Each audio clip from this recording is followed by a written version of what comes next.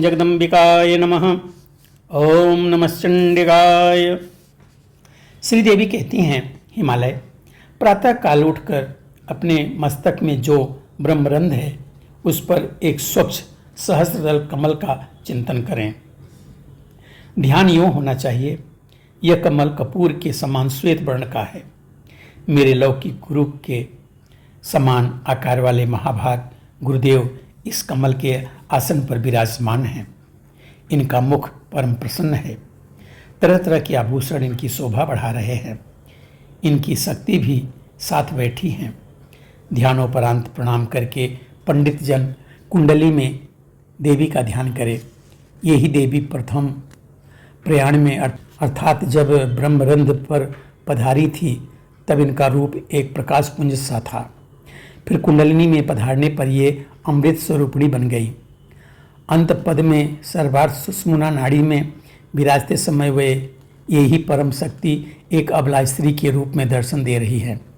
इनका रूप परम आनंदमय है, अतः मैं इनकी शरण ग्रहण करता हूँ। राजन, इस प्रकार ध्यान करने के पश्चात कुंडलिनी शिखा के मध्य में मुझ सच्चिदानंद स्वरूपिणी देवी का ध्यान करें। ये सभी क्रियाएं संध्या वंदन के अंत में पूर्ण होनी चाहिए। इसके बाद श्रेष्ठ द्विज मुझे प्रसन्न करने के लिए अग्निहोत्र करें। होम करने के उपरांत अपने आसन पर बैठकर मेरी पूजा में संलग्न हो जाएं। पहले भूत शुद्धि करके फिर मातृकान्यास करना चाहिए। मातृकान्यास में पहले रंग इस माया बीज का उल्लेख अनिवार्य है।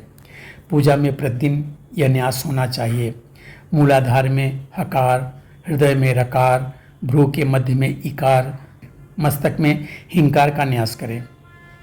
तत्त मंत्र के कथनानुसार अन्य सभी न्यासों की विधि संपन्न करनी चाहिए। ऐसी कल्पना करें कि मेरे इस शरीर में एक दिव्य पीठ है। धर्म आदि सभी मूर्तिमान होकर एक साथ विराजमान हैं। तत्पश्चात विज्ञ पुरुष यूँ ध्यान करें, प्राणायाम के प्रभाव से मेरा हृदय रूपी कमल खिल रहा है। यह एक पंचप्रेतासन है। इस दिव्य आसन पर महादेवी विराजमान हैं। हिमालय, ब्रह्मा, विष्णु, रुद्र, ईश्वर और सदाशिव, ये पांचों देवता पंच महाप्रेत कहे जाते हैं। मेरे पादमूल में वे रहते हैं, अर्थात मेरे पंच के ये चार तो पाए हैं और एक फलक, पृथ्वी, जल, तेज, वायु और आकाश। इन पांच भूतों तथा जागृत, स्वप्न, सुषुप्ति, तुरीय एवं अतीत, इन पांच अवस्थाओं के ये व्यवस्थापक हैं। मेरा चिन्मय रूप तो अव्यक्त है। मैं इन अवस्थाओं से सर्वथा परे हूँ। शक्ति तंत्र में ब्रह्मा प्रवृत्ति का विष्ट रूप से परिणत होना प्रसिद्ध है। यूँ निरंतर ध्यान करके मानसिक भोग सामग्रियों से मेरी पूजा और जप भी संपन्न करें। फिर मुझ श्री देवी को जप अर्पण करके अर्घ्य देने की व्यवस्था करें। सर्वप्रथम पूजा के सभी पात्र सामने रख लें। पूजा में आने वाली वस्तुओं को अस्त्र मंत्र अर्थात ओम फट इस मंत्र का उच्चारण करके शुद्ध करें। दिग्बंध भी इसी मंत्र से करना चाहिए। यह सब कृत्य समाप्त करके गुरुदेव को प्रणाम करें। फिर मेरी आज्ञा के अनुसार बाह्य पूजा की तैयारी करनी चाहिए। राजन, साधक के हृदय में मेरी जो दिव्य मनोहर मूर्ति बसी हो उसी का बाह्य पीठ पर आवाहन करें। फिर वेद मंत्र द्वारा प्राण प्रतिष्ठा करना आवश्यक है। आसन, आवाहन, अर्घ्य, पाद्य, आचमन, स्नान और वस्त्रदान, ये विधियाँ क्रमशः संपन्न करें। 2 वस्त्र अर्पण किए जाएं। भूषणों में मूर्ति का श्रृंगार करें। सब प्रकार की गंध, पुष्प और आदि यथा योग्य वस्तुएं अपनी भक्ति के अनुसार देवी को अर्पण करें। इसके बाद मंत्र में लिखित आवरण देवताओं का सविधि पूजन होना चाहिए। जो प्रतिदिन पूजा ना कर सकते हो तो शुक्रवार को पूजा करने का अनिवार्य नियम बना लें। प्रयुक्त आवरण देवताओं के प्रसंग बताती हूँ। पहले मूल देवी की भावना करें। ये देवी परम प्रकाशमय है। इनका प्रकाश पुंज त्रिलोकी में व्याप्त है। यो चिंतन करके आसन, पाद्य आदि यथा योग्य उपचारों से अंग देवताओं को सुपूजित करने के उपरांत पुनः मुझ मूल देवी की पूजा करनी चाहिए। पुष्प, चंदन, धूप, वस्त्र, नैवेद्य, तर्पण तांबूल और दक्षिणा आदि से मुझे संतुष्ट करना आवश्यक है। तुम्हारे बनाए हुए सहस्त्र नाम से मैं बहुत प्रसन्न होती हूँ। राजन, कवच तथा अहम रुद्रे भी इस सूक्त से एवं देव्यर्थ शीर्ष से के मंत्रों और महाविद्या संजक प्रधान मंत्रों से बार बार मुझे प्रसन्न करें। इसके बाद पुरुष को चाहिए अपना हृदय प्रेम रस से स्निग्ध करके मुझ जगदम्बा के प्रति अपराध क्षमा होने के लिए प्रार्थना करे।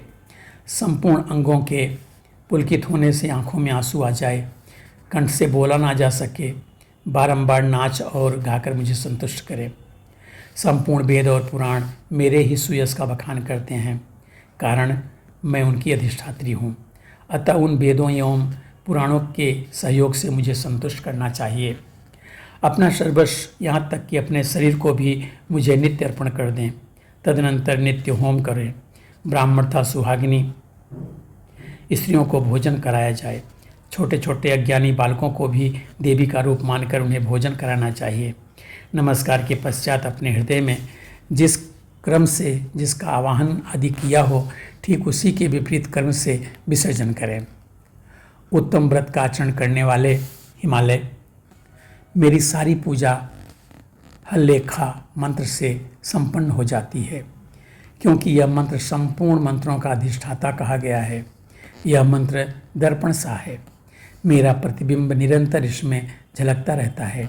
अतः इस मंत्र का उच्चारण करके दिया हुआ पदार्थ संपूर्ण मंत्रों से अर्पित समझा जाता है। फिर भूषण आदि श्रेष्ठ सामग्रियों से गुरुदेव की भली भांति पूजा करके स्वयं कृतकृत्य हो जाएं। जो इस प्रकार मुझ त्रिभुवन सुंदरी देवी की उपासना करता है, उसके लिए कभी कोई भी वस्तु ना दुर्लभ रही और न कभी रह सकती है। आयु समाप्त होने पर वह बड़भागी व्यक्ति सीधे मणिपुर में पहुंचता है। उसे मेरा स्वरूप ही समझना चाहिए। देवता लोग नित्य उसी को प्रणाम करते हैं। राजन, इस प्रकार महादेवी की पूजा का प्रसंग मैं तुम्हें सुना चुकी। तुम इन सभी विषयों पर भली भांति विचार करके अपने अधिकार के अनुसार मेरे पूजन में संलग्न हो जाओ। इसके उत्तम प्रभाव से तुम कृतकृत्य हो जाओगे।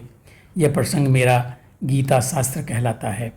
जो मेरी आज्ञा ना मानता हो, मेरे प्रति जिनकी श्रद्धा ना हो तथा जो धूर्त एवं दुष्ट विचार का हो, उसके सामने कभी भी इस प्रसंग का विवेचन नहीं करना चाहिए। ऐसे अनधिकारी व्यक्ति के प्रकाश में इस प्रसंग को उपस्थित करना ठीक वैसा ही है जैसे कोई अपनी माता के गोप्य स्तन को उघाड़ करके दिखा रहा हो। अतएव यत्नपूर्वक निरंतर इस रहस्य को गोप्य रखना परम आवश्यक है। जो आज्ञाकारी, बड़ा पुत्र, श्रद्धालु, सुशील, सुंदर तथा देवी भक्त हो, उसी के प्रति उसका सब उपदेश करना चाहिए। श्राद्ध के अवसर पर ब्राह्मणों के समीप इसका पाठ किया जाए तो श्राद्धकर्ता के समस्त पितर तृप्त होकर परम धाम के अधिकारी बन जाते हैं। व्यासी कहते हैं, इस प्रकार कहकर भगवती जगदम्बा वहीं अंतर ध्यान हो गई। उनके दर्शन पाकर संपूर्ण देवता आनंद से भर गए। व्यास जी बोले, राजन, तदनंतर भगवती सती हिमालय के घर जन्म धारण करके हेमवती नाम से प्रसिद्ध हुई। ये वही देवी हैं जो पहले गौरी कहलाती थीं और भगवती भुवनेश्वरी ने जिन्हें शंकर को सौंपा था। इसके बाद स्वामी कार्तिकेय का जन्म हुआ और उनके हाथ तारकासुर की जीवन लीला समाप्त हुई। अब लक्ष्मी के पुनः प्राकट्य का प्रसंग बताया जाता है। राजन, पूर्व समय की बात है। समुद्र का मंथन हो रहा था। बहुत से रत्न निकले। उस समय लक्ष्मी को प्रकट होने के लिए देवताओं ने आदरपूर्वक भगवती जगदम्बा की स्तुति की। तब उन पर कृपा करने के लिए देवी ही पुनः लक्ष्मी रूप से प्रकट हो गईं। देवताओं के अनुरोध से भगवान विष्णु के साथ रहने का सौभाग्य लक्ष्मी जी को प्राप्त हो गया। राजन, देवी के इस उत्तम महात्म्य का वर्णन मैंने तुम्हारे सामने कर दिया। गौरी और लक्ष्मी की उत्पत्ति का यह प्रसंग संपूर्ण कामनाओं को देने वाला है।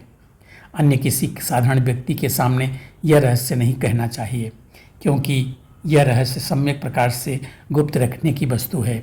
निष्पाप राजन, तुमने जो कुछ पूछा था वह सब मैंने संक्षेप में कह दिया। यह चरित्र एवं पवित्र, दूसरों को भी पवित्र करने वाला तथा परम दिव्य है। यह आगे कौन सा प्रसंग सुनना चाहते हो सो बताइए। यहाँ पे सप्तम स्कंद का 40वां अध्याय पूरा हुआ और यहीं पर 7वां स्कंद भी पूरा होता है।